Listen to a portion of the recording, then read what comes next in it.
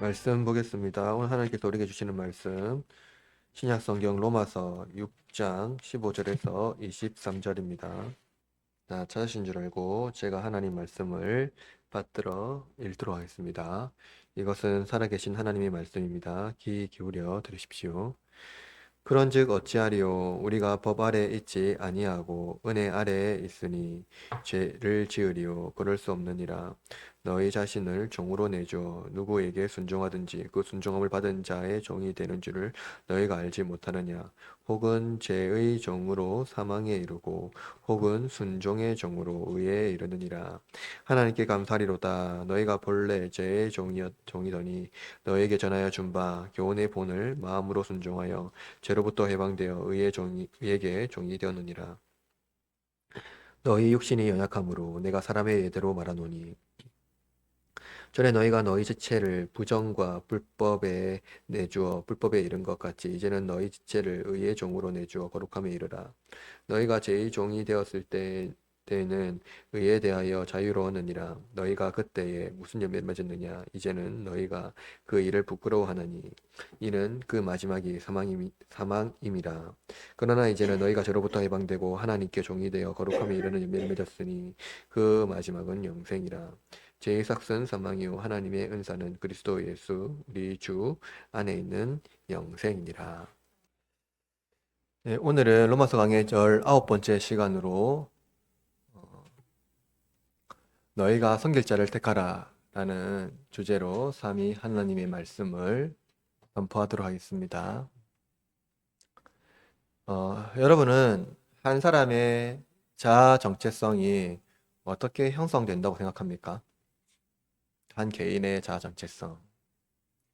우리는 세계 내에 존재하고 관계를 맺고 살아가죠. 우리가 경험하고 반복적으로 행동하는 습관과 경험하는 그 어떤 대상들의 이해관계 안에서 아마 정체성이 형성이 될 겁니다. 정확히 말하면 우리의 머리로 형성이 되는 것이 아니라 경험으로 형성이 된다는 거예요. 바울은 우리가 사랑하는 대상을 어쩔 수 없이 사랑하는 것이 아니라 마음으로부터 자발적으로 사랑한다고 말했습니다. 그런데 바울은 우리가 자발적으로 선을 행하고 악을 멀리할 수 있는 능력이 있다고 말하지는 않습니다. 자발적으로 선을 행하고 악을 멀리할 수 있는 능력이 있다고 말하지는 않는다는 거죠. 인간이 무엇을 사랑하느냐 문제는 무엇을 나의 주인으로 섬기느냐는 문제이기 때문이죠. 바울은 중간지대가 없다고 말했습니다. 여러분, 신자가 죄의 지배에 벗어나 해방된 자유인이라고 생각한 적 있습니까? 그러니까 신자가 되었으면 이제 죄의 지배에서 벗어나서 완벽하게 해방된 자유인이라고 생각해 본 적 있나요? 죄의 지배에서 벗어난 자유인. 그렇게 생각해 본 적 없습니까? 대부분 신자는 아마 이렇게 생각할 겁니다. 이제 내가 죄에 대해서 해방됐으니, 죄에 대해서 죽었으니, 이제 나는 죄에 대해서 자유하다. 라고 생각하는 사람이 있을 겁니다. 그러나 실제로 여러분, 주인 없는 자유는 없습니다. 주인이 없는 자유는 없어요. 최근 자유라는 개념에서 많은 것들이 등장했어요. 뭐냐면은 경제로부터 자유, 경제로부터 독립이라는 거죠. 또 일터로부터 자유, 여러분도 원하시는 거죠. 항상 원하는 겁니다. 또 우리 또 젊은 엄마 아빠가 원하는 것은 육아로부터의 자유 등. 예, 여러 가지 봉으로서 해방이 없네요. 평생 해방이 없습니다. 아무튼 그런 게 있죠. 이것은 뭐냐면 인간은 해방을 위하여 살아간다는 거예요. 해방을 위하여. 근데 여러분 생각해 봅시다. 인간은 외부의 환경과 조건에 아무런 제재를 받지 않습니까? 인간은 세계 내에 존재하며 관계를 맺음으로써 여러 가지 상황에 영향을 받습니다. 사회 규율 지배 아래 있고요. 또 각 개인마다 삶의 가치에 따라서 삶의 양상이 나타납니다. 이는 인간이 자기 의지에 따라서 의사결정하는 것처럼 보이지만 실상 그것에 지대한 영향을 받는다는 거예요. 그러므로 인간은 자발적으로 사랑하는 것의 종으로 살아갑니다. 내가 선택했지만 사실상 그거의 종으로 살아간다는 거예요. 바울이 선포한 자유는 율법의 종노릇에 대한 자유입니다. 그런데 유대인들은 율법의 종노릇에서 해방되었다는 바울의 말 때문에 오히려 방종한 신앙을 낳는다고 주장하는 거예요. 죄의 억제력 때문에 율법이 필요하다고 주장하는 게 이제 유대인이죠. 근데 일반 사람에서도요, 법이 있는 이유가 뭡니까? 죄를 억제하기 위해서죠. 그러나 바울은 죄의 지배권을 제거하기 위한 목적으로 그리스도 안에서 죄에 대하여 해방되었음을 선포하는 겁니다. 그렇다면 여러분, 신자는 죄에 대해서 해방되었다라고 말하잖아요, 바울이요. 그렇기 때문에 그 무엇도 신자에 대해서는 지배권을 행사할 수 없다는 것일까요? 아무것도 이제 신자가 되었다면 아무런 지배권을 행사할 수 없다는 겁니까? 그 신자는 그 무엇에도 종속되지 않는다는 말일까요? 그렇지 않습니다. 바울은 신자의 지배권이 죄에서 하나님에게로 옮겨졌다고 말하고 있어요. 신자는 하나님 말씀에 순종할 의무가 있다는 겁니다. 그죠? 이것은 오늘날 우리 신앙에 매우 중요하죠. 오늘날 순종을 경히 여기는데 신자는 하나님의 말씀에 순종할 의무가 있다는 거죠. 순종하다는 의미는 주인의 말씀에 즉각적으로 반응하여 행동으로 옮기는 것을 말해요. 이것은 주인의 말씀에 종된 자의 올바른 태도라는 겁니다. 그래서 신자가 하나님의 종이 되어 순종할 때 진정한 자유를 누리게 된다는 거죠. 그러므로 바울은 본문에서 해방이 아니라 예속이라는 기독교의 핵심을 말합니다. 신자는 해방된 존재가 아니라 그리스도께 예속되어 순종의 멍에를 지고 십자가를 또 지고 그리스도를 따르는 제자도를 실천해야 한다는 거예요. 오늘 기독교 신앙에 대한 한 가지 오해를 해소하려고 합니다. 그것은 자율적인 혹은 자주적인 인간이라는 그 주체에 대한 기독교적인 이해와 동시에 신앙을 오해하고 있는 자들의 큰 틀에서 인간은 자율적이지 않고 타율적이라는 것을 여러분에게 말씀을 통하여 변증하려고 합니다. 그리고 오늘 말씀을 통해서 복음의 참된 유익을 경험하고 하나님께 예속되어 순종의 길을 따르는 제자의 삶을 다짐하는 시간이 되시기를 바랍니다. 바울은 14절에서 우리 한번 14절 말씀 읽어볼까요? 14절 시작. 제가 너희를 주장하지 못하리니 이는 너희가 법 아래 있지 아니하고 은혜 안에 있음이니라. 자, 법 아래 있다는 것은 법의 지배를 받고 있다는 것이고요. 은혜 아래 있다는 것은 무엇의 지배를 받고 있다는 겁니까? 은혜의 지배를 받고 있다는 것이겠죠. 바울은 유대인이 주장하는 방종의 오해를 바로잡고자 은혜의 지배를 받고 있기 때문에 죄를 지어도 무방하냐라는 질문에 결코 그럴 수 없다고 말합니다. 그러니까 하나님의 은혜를 받고 있기 때문에 이제는 죄에 대해서 전혀 관련이 없냐 하는 것에 아니다 라고 말하는 거예요. 바울은 앞서서 1절에서 오늘 16장 1절에서 은혜를 더욱 많이 받기 위해서 죄를 짓는 것도 허용할 수 없을 뿐만 아니라 또 15절에서 은혜의 지배를 받고 있기 때문에 죄가 허용되지도 않는다고 말해요. 이해되죠? 바울은 신자가 회심하여 그리스도와 연합되었다면 더 이상 죄의 왕국에서 지배받지 않고 하나님의 의의 왕국의 지배를 받는다고 말했습니다. 즉 옛시대에서 새시대의 사람으로 변화되었고 더 이상 옛 주인이 신자에게 소유권을 주장할 수 없다는 거죠. 이 상황에 있기 때문에 유대인들은 바울과 그리스도인을 멸시하며 무업한 자라고 몰아갈 겁니다. 은혜의 지배를 받기 때문에 법이 필요 없다는 오해를 받을 수 있기 때문입니다. 바울은 은혜는 모든 도덕적 억제가 필요 없다고 말한 것일까요? 은혜를 받았기 때문에 도덕적으로 억제해야 한다. 도덕적인 어떤 종속됨이 필요하지 않다라고 말할까요? 그렇지 않다는 거예요. 그죠? 여러분, 회심하고 신자가 되었다고 해서 이방인보다 도덕적으로 탁월하다고 말할 수 있을까요? 그럴 수 없죠. 신자든 이방인이든 죄는 주도권을 가지기 위해서 최선을 다합니다. 만약 인간이 자율적인 존재로 있다면 인간은 자기 힘으로 외부 조건에 대하여 이길 힘을 만들어야 돼요. 그러나 바울은 인간 자기 힘으로 악을 이길 능력이 없다고 말했습니다. 바울은 두 왕국을 이야기하면서 지배력과 종이라는 방식으로 설명하고 있다는 것을 우리가 주의 깊게 본다면 우리가 무엇에 순종하느냐에 따라서 삶의 양상이 달라진다는 것을 알 수 있습니다. 따라서 바울은 신자가 도덕적 진공 상태 혹은 무균 상태에 있다고 말하지 않아요. 그죠? 인간은 무엇이든 자신을 지배하는 것에 의존하며 살아갑니다. 이 말은 뭐냐면 무슨 말입니까? 인간은 무엇인가에 지배를 받고 살아간다는 거죠. 나아가 인간의 선택은 자발적인 선택이기 때문에 스스로가 책임을 져야 하지만 평소 지배받는 것에 대해서 지대한 영향을 받는다는 겁니다.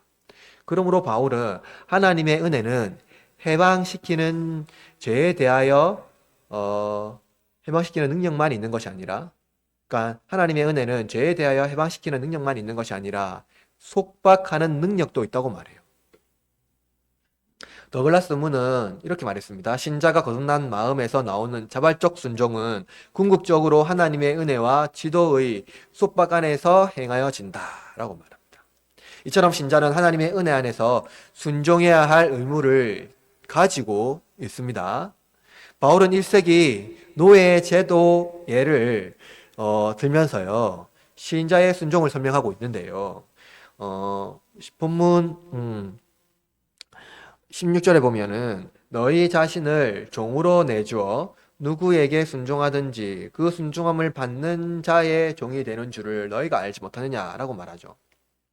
바울이 말한 이 말은요. 당시 회심하기 전에 신자들도 익히 알고 있는 거입니다. 그건 바로 노예 제도라는 거예요. 바울이 뭐라고 했습니까? 너희가 알지 못하느냐라고 말했죠. 너희가 알지 못하느냐. 이 말은 곧 이미 알고 있는 것에 대해서 말하고 있는 겁니다. 그러면서 노예가 주인에게 예속되었다면 주인의 명령을 거부할 수 없다는 것을 가시적으로 표현하고 있는 거예요. 그런데 바울이 말하는 주종 관계는 강압적인 상태를 의미하는 것은 아닙니다. 너희 자신을 종으로 내줘 라고 하는 이 말은요, 권유의 의미도 포함되어 있어요. 무엇을 권유하더라도 그것을 선택하는 것은 누구의 문제입니까? 본인의 문제입니다. 1세기 지중해 세계에서 노예 제도는 파산된 사람이 스스로 자신을 팔아 노예가 된 사람도 있었습니다. 그래서 그 파산을 면했던 것이 있죠. 이들은 법적인 신분을 바꾸어서 노예가 된 것입니다. 노예가 된 것은 신분과 통제를 포함하여 주인의 소유물이 된다는 것을 의미하고 있는 것이죠. 바울은 자신을 종으로 드리는 자들에게 순종해야 한다는 일반적인 법칙을 적용하여 바울이 말하고 있는 기독교 인간학을 명쾌하게 설명하고 있습니다. 순종해야 한다는 개념, 그것은 노예 생활의 본질입니다. 그죠? 노예는 반드시 주인의 말에 순종해야 합니다. 종이 된다는 것은 배타적으로 순종의 의무를 지는 겁니다. 그죠? 배타성. 그죠? 자율적이라고 생각하는 인간은 무엇인가 섬기며 평생을 살아간다는 거예요. 인간은 자신이 숭배하는 거에게 지배를 받고 통제를 받습니다. 우린 스스로 제어하지 못하고 우리 인생의 주인이 우리를 다스린다는 거죠. 주인이 없는 자유는 없습니다. 우리가 최고라고 추구하는 무엇인가에 우리는 지배를 받습니다. 그것에 최고라고 생각하는 거기에 몰두할 때 우리는 거기에 지배를 받죠. 그럼으로써 인간의 삶에 중립지대는 없습니다. 예수님은 너희가 두 주인을 섬길 수 없다고 말한 바가 있지요. 바울은 혹은 죄의 종으로 사망에 이르고 혹은 순종의 종으로 의에 이른다라고 오늘 본문 16절에서 말하고 있습니다. 바울이 로마 신자에게 편지를 쓰는 깊은 의미는 죄를 짓는 것은 자신을 죄의 종에게 바치는 것이라고 단호히 말하고 있는 거예요. 그러니까 죄를 짓는 이 행위가 자기 자신을 죄의 종에게 바치는 행위라고 말하고 있는 겁니다. 마치 어떤 것에 숭배하는 것처럼. 즉 신자가 선택해야 할 것은 죄를 섬길 것인가 아니면 하나님을 섬길 것인가, 둘 중에 하나를 택하는 것입니다. 둘 중에 하나를 택했다면 자신이 택한 것에 종이 되어야 합니다. 인간은 죄의 종이 되거나 순종의 종이 되거나 둘 중 하나에 되어야 하며 그 결과는 사망과 의라는 열매를 맺는 것입니다. 근데 여러분 한번 생각해 봅시다. 본문 16절은 일반적으로 우리가 생각했던 것과 다릅니다. 아마도 우리는 죄와 대조되는 것, 여러분 죄와 대조되는 것이 무엇입니까? 의라고 생각하죠. 그죠? 죄와 대조되는 것은 의라고 생각합니다. 그죠? 죄와 의가 서로 경쟁하고 갈등하는 인간을 생각하는 거죠. 그러나 바울은요, 죄와 순종을 대조적으로 말하고 있습니다. 본문 16절에 보니까.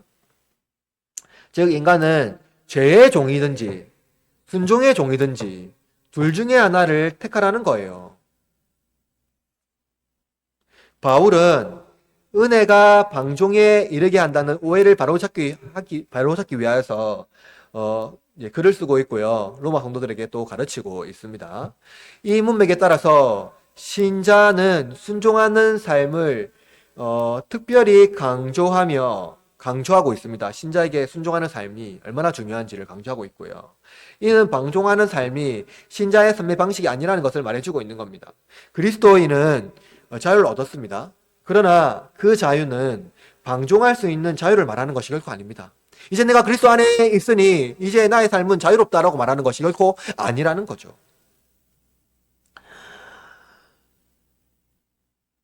그리스도인의 자유는 무엇입니까? 그렇다면 바울이 말하는 그리스도인의 자유는 무엇일까요? 하나님께 자진해서 즐겁게 그리고 자연스럽게 순종할 수 있는 자유라는 겁니다. 이 둘의 결과는 깊은 구덩이 사이에서 서로 오갈 수 없는 상태를 말해주는데요. 하나는 사망이고 하나는 생명, 영생입니다. 의입니다. 의. 바울은 왜 사망과 생명이 아니라 사망과 의라는 본문으로 대조하고 있을까요? 그죠? 죄의 대조는 순종이라고 말했고요. 사망의 대조는 또 의라고 말하고 있습니다. 그러니까 우리가 일반적으로 알고 있는 것과 좀 다르다는 거예요. 그것은 죄의 종과 순종의 종에 대한 인생이요. 최종적으로 맺는 열매가 무엇인지 알려주는 겁니다. 사망이란 하나님께 배제되어 영원한 사망을 의미하죠. 하나님께 배제되는 겁니다. 몸과 영혼의 전적인 사망을 말하는 거예요. 하나님의 사랑을 벗어나 자기가 사랑하는 대상에 대하여 영원히 속박되어 비참한 결과를 맺는 것을 말하고 있어요. 반면 의는 무엇입니까? 바울은 의가 생명에 이르는 수단이며 영생과 깊이 관련이 있다고 말해요. 즉 의를 얻은 사람은 의를 실천하고 그 결과가 뭡니까? 영생을 얻는 거다라고 말하고 있어요. 그래서 오늘 본문 15절에서 23절 본문의 문맥에 쭉 따라 읽으면 의에 이르는 자가 결과적으로 영생에 이른다라는 것을 말씀하고 있는 겁니다. 하나님께서 의롭다 하신 것은 회심한 자에게 즉각적으로 일어나지만 그 회심이 참된 회심이라면 배타적인 순종의 의무를 지고 하나님께서 기뻐하시는 그리스도의 성품을 가리키는 그 의를 실천해야 한다는 거예요. 우리가 무엇에게 순종하든지 그 순종하는 것에 우리가 우리의 주인입니다. 신분이란 그 사람의 태도에서 드러나죠. 신분이라는 것은 그 사람의 태도에서 드러납니다. 신자가 하나님의 자녀라면 독특한 삶의 태도에서 드러난다는 겁니다. 다음으로 바울은 회심한 신자는 죄의 종에서 순종의 종으로 전환되었음을 말해주고 있습니다. 이는 신분과 통제를 포함하여 신자의 몸에 즉각적으로 일어나는 반응을 의미합니다. 신자는 영적으로 충성할 대상을 분명히 바꾼 사람입니다. 죄의 종에서 의의 종, 사망에서 생명으로, 맞죠? 하나님의 종으로 바꾼 사람이에요. 이들에게 바울은 17절에서 이렇게 말합니다. 우리 17절 말씀 읽어볼까요? 시작. 하나님께 감사하리로다. 너희가 본래 죄의 종이더니 너희에게 전하여 준바 교훈의 본을 마음으로 신중하라. 그죠? 바울은 지금 신자에게 말하고 있는 거예요. 바울은 죄의 종이었던 로마의 신자들이 순종의 종이 되었음을 감사하고 있습니다. 근데 여러분 봅시다. 바울의 언어는 당시 로마 제국 내에서 권력의 언어를 기독교적으로 전환하여 사용하고 있음을 알 수 있습니다. 종, 그리고 순종, 지배하다 등의 언어는 통제력과 권세를 가진 황제와 지도자가 사용하는 단어예요. 그죠? 그 바울은 이 언어를 기독교로 전환하면서 새로운 삶의 모델을 제공합니다. 여러분, 언어는 뭐예요? 말은 뭐예요? 그것은 삶의 태도를 변화시키는 힘이 있습니다. 그러니까 무엇을 말하느냐에 따라서 우리의 삶의 형태, 삶의 방식이 달라진다는 거죠. 그래서 말은 굉장히 중요하다는 거예요. 따라서 17절 본문에서 순종하여라는 이 동사는요, 지배력을 행사하는 자에게 그 명령을 따라서 온몸으로 반항하는 태도를 말합니다. 그런데 바울은 이 언어를요, 회심한 신자에게 적용하는데요. 이때 이것은 무엇입니까?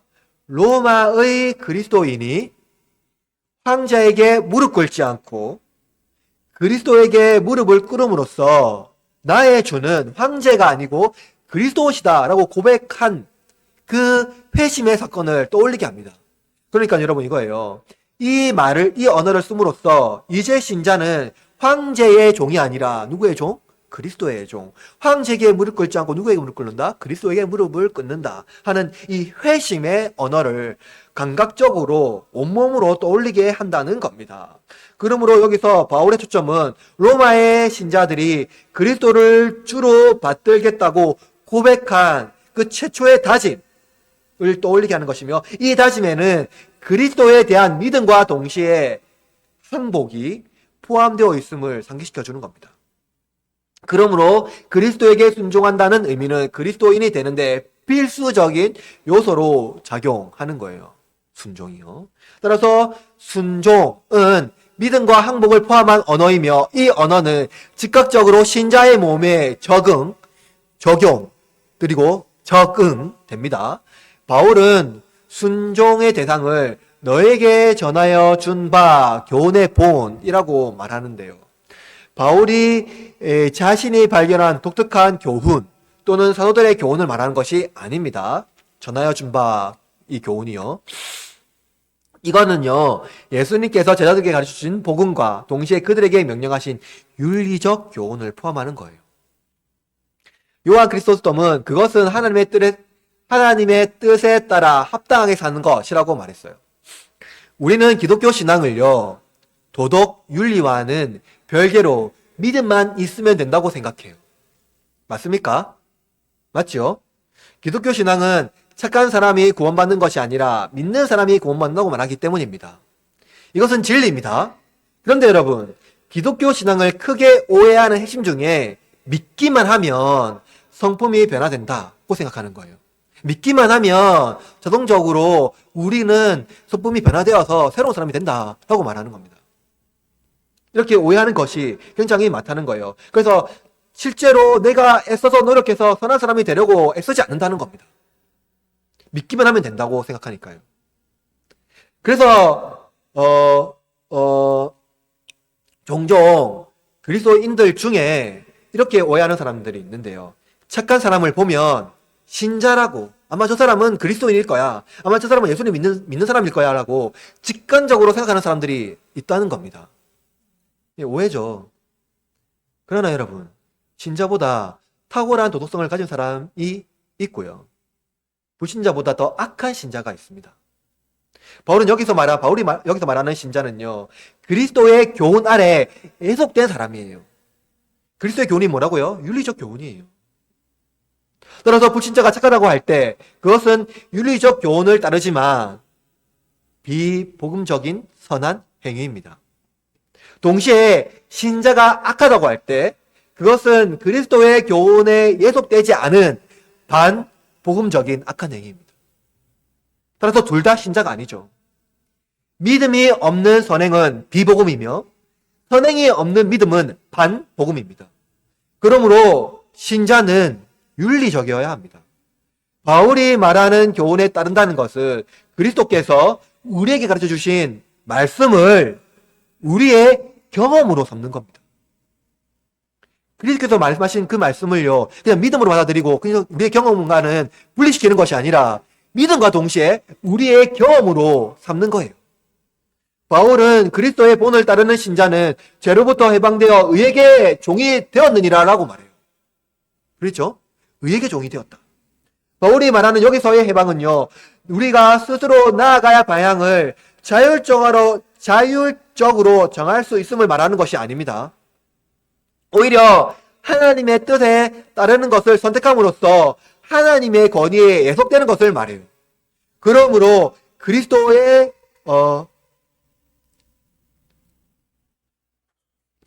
해방은 동시에 예수님에게 예속되는 결과를 의미해주고 있는 겁니다. 신자가 해방됨과 동시에 예수님에게 예속되는 것을 말해주고 있는 거예요. 의의 종이 되는 거예요. 지금까지 바울의 가르침은 신자에게 혼란을 일으킬 수 있었습니다. 왜냐하면 의롭게 된 사람은 또 의를 위하여 자신을 말씀에 순종할 의무를 지어야 한다고 말하고 있기 때문이에요. 이렇게 된 사람이요, 순종할 의무를 지어야 한다고 말하고 있기 때문이에요. 우리는 타락하여서 그리스도의 말씀을 온전히 다 이해할 수가 없고 또 그리스도의 성품을 온전히 실천할 수가 없다고 생각합니다. 우리가 예수님이 아니잖아요 라고 말해요. 그러나 바울은 다시 상세히 설명합니다. 19절 말씀해 볼까요? 19절 시작. 이 육신이 연약함으로 내가 사람의 이대로 말하노니 이제 너희가 너희 지체를 불법에 내주어 불법에 준 것 같이 이제는 너희 지체를 의에게 종으로 내주어 거룩함에 이르라. 그죠? 바울은 19절에서 두 문장을 대조해서 기록하고 있거든요. 두 문장이요. 이겁니다. 첫 번째 문장은 이거예요. 전에 너희가 너희 지체를 부정과 불법에 내주어 불법에 이른 것 같이가 첫 번째 문장이고요. 다음은요. 이제는 너희 지체를 의에게 종으로 내주어 거룩함에 이르라 라가 두 번째 문장입니다. 이 두 문장을 헬러로 보면 똑같은 이제 문장으로 이렇게 딱 이게 해놨는데 두 문장을 대조해서 말하고 있어요. 그래서 두 문장을 대조하면 중요하게 바울이 다루는 것은 무엇이냐면요. 지향성입니다. 지향성. 신자는 그리스도인이 되기 전에 자아, 돈, 명예, 쾌락, 권세 등 이런 것과 같은 우상을 섬길 때 어떻게 했습니까? 전심전력을 향하여서 그를 향하여 목표 삼아 달려갔습니다. 그것을 향하여 섬겼다는 거예요. 그러나 신자, 그리스도 안에서 그리스도를 믿음으로 말미암아 신자가 된 이후에는요, 이제는 의를 위하여 전심전력하여 섬기며 나아가야 한다는 겁니다. 바울은 종이라는 단어를 사용하여서 불법에 내주는 것과 의에 내주는 것이 정적이지 않고 역동적이라고 말합니다. 그 행위를 더하면 더할수록 그 대상에 더 가까워진다는 거예요. 부정과 불법은 불의를 이르게 하며 의는 거룩함에 이르게 합니다. 그러므로 인간은 어떤 행위를 할 때 그것에 종속되어 그 행위를 반복하면 상대적으로 다른 면이 약화되고 반복하는 것은 강화됩니다. 무엇의 종로를 하느냐에 따라서 성품의 결과는 판이하게 다르다는 거예요. 신자는 불의를 꾸준히 약화시키고 의를 꾸준히 강화시켜야 합니다. 반복적 순종 행위를 지속할 때 의의 지향성을 따르게 된다는 거예요.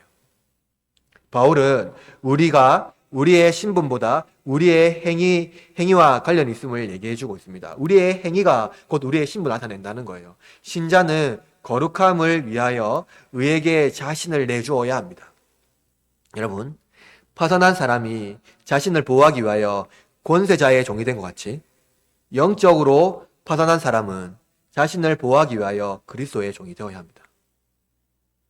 그리스도의 종이 된 사람은 옛 삶을 점점 벗어버리고 새 사람이 되어 그리스도의 말씀에 순종하여 반복적으로 실천함으로써 점차 불법이 약화되고 의가 진보될 것입니다.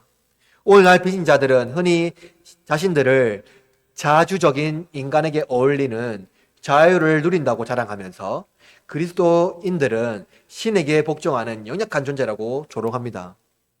우리는 자유를 누리는 자주적인 사람이지만 그리스도인은 자유를 포기하고 신에게 복종하는 어리석은 사람이다 라고 말하고 있는 것이죠. 연약한 존재라고 생각하는 거예요. 그러나 그들은 의를 실천할 자유가 없습니다. 의를 실천할 자유가 없다는 거예요. 그들이 행하는 자유는 하나님을 기쁘시게 하는 능력으로부터의 자유입니다. 그것은 무엇입니까? 하나님을 기쁘게 하는 능력이 없다는 겁니다. 그들은 하나님의 정당한 요구에 귀가 멀었고 보지 못하고 깨닫지 못하며 행할 수 없습니다. 결국 우상 숭배자로서 우상에게 종속되어 있는 자들이라는 거예요. 그들의 자유는 세상에서 자신의 위치를 드러내는 데 사용하는 것들이지만 실상 그것들에게 종속되어 있습니다. 바울은 분명히 그리스도 밖에 있는 사람은 선을 행하지만 악을 멀리할 수 있는 능력을 얻지 못한다고 말해요. 그러므로 신자는 믿음으로 의에 이르는 삶을 살아야 합니다. 그리스도인에게 속되어 의의 종으로 살아가는 삶이 참된 자유라는 것을 잊지 마시기를 바랍니다. 그러므로 우리는 두 주인을 섬길 수가 없습니다.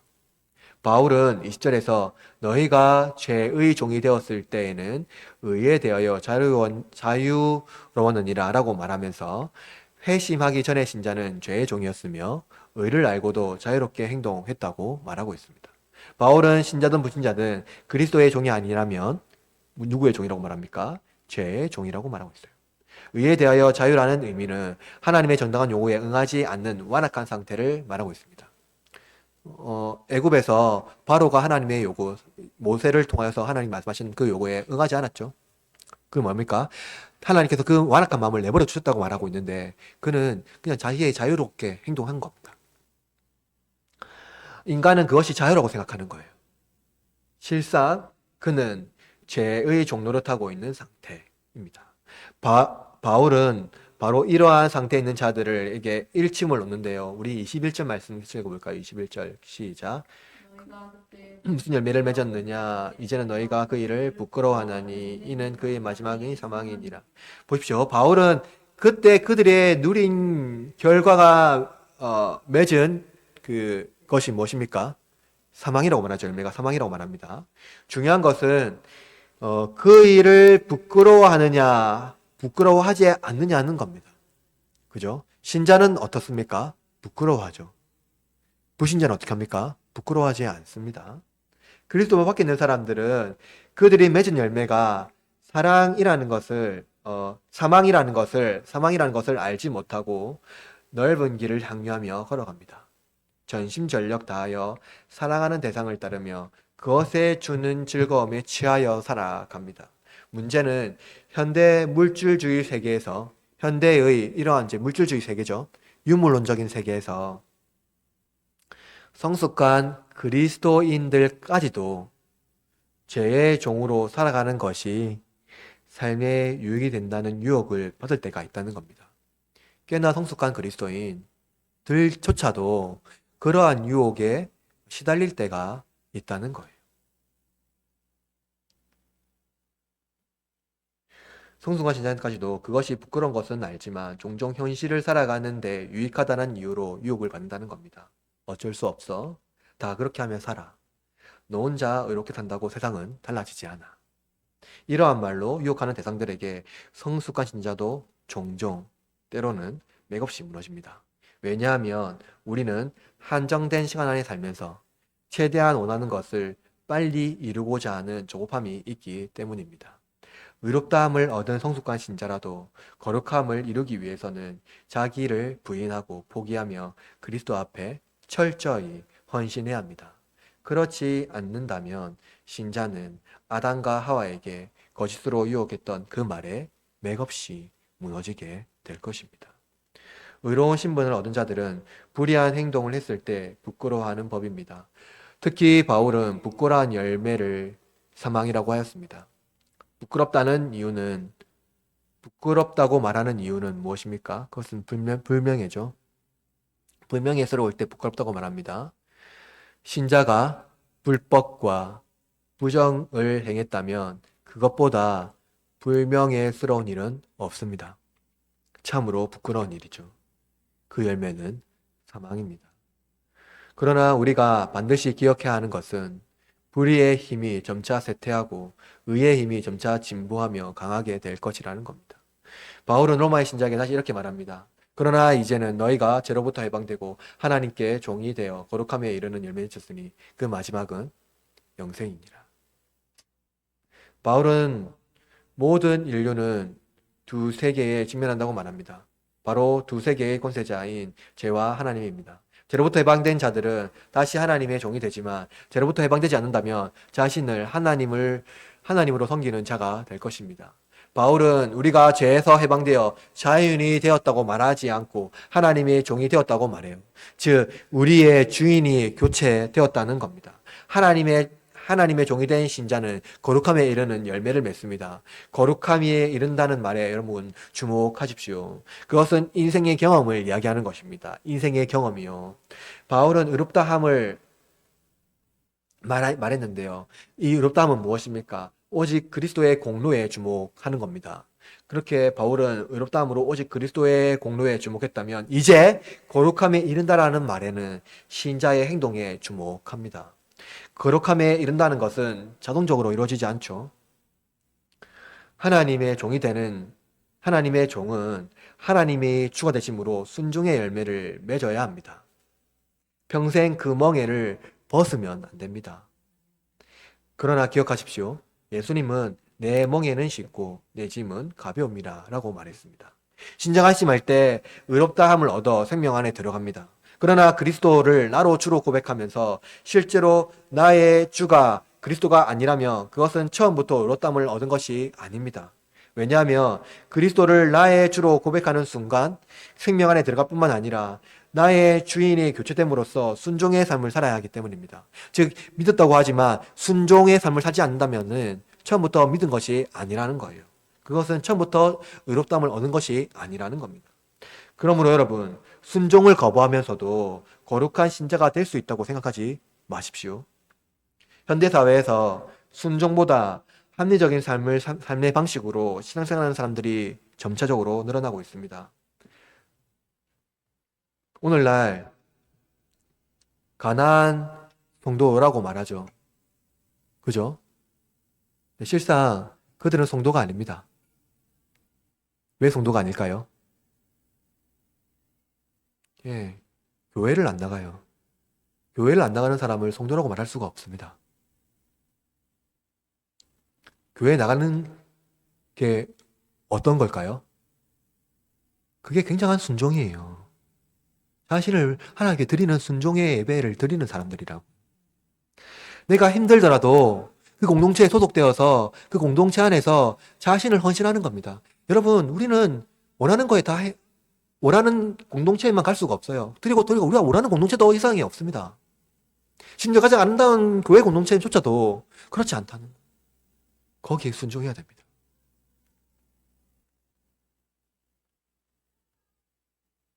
그러므로 여러분, 영생의 열매를 맺으시기 원한다면 순종의 멍에를 맺어야 합니다. 그리고 여러분의 삶의 목표를 그리스도를 닮는 것으로 정하셔야 합니다. 그리스도에 닮는 것, 그것이 곧 순종의 삶을 사는 것입니다. 기억하십시오. 우리가 죄의 종에서 하나님의 종이 될 수 있었던 이유는 우리의 결단이 아니라 우리의 결단이나 의로움이 아닙니다. 우리보다 먼저 종이 되신 분이 계시기 때문이죠.